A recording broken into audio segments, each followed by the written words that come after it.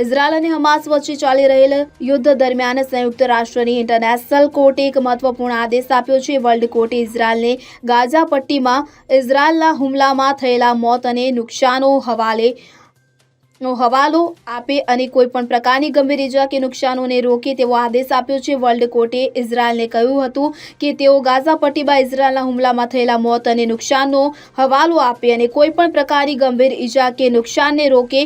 કોર્ટે પોતાના આદેશમાં કહ્યું હતું કે ઇઝરાયલે નક્કી કરે કે તેમની સેના ગાઝામાં નરસંહાર નહીં કરે અને ત્યાં માનવીય સ્થિતિમાં સુધારવાદી પગલાં ભરે. તેની સાથે કોર્ટે ઇઝરાયલને આ મામલે 1 મહિનામાં રિપોર્ટ આપવા કહ્યું હતું. સંયુક્ત રાષ્ટ્રની ઇન્ટરનેશનલ કોર્ટે ઇઝરાયલને ગાઝામાં નરસંહાર રોકવા અને આવી ગતિવિધિઓ ભડકાવનારાઓને સજા આપવા માટે કહ્યું છે. આ વાતની માહિતી રોયટર્સે આપી છે. જોકે એપીના રિપોર્ટ્સ અનુસાર સંયુક્ત રાષ્ટ્રની ઉચ્ચ કોર્ટે ગાઝામાં યુદ્ધ વિરામનો આદેશ આપવાનો ઇનકાર કરી દીધો હતો, પરંતુ ઇઝરાયલે જાનમાલના નુકસાનને રોકવા માટે પ્રયાસ કરવા કહ્યું છે.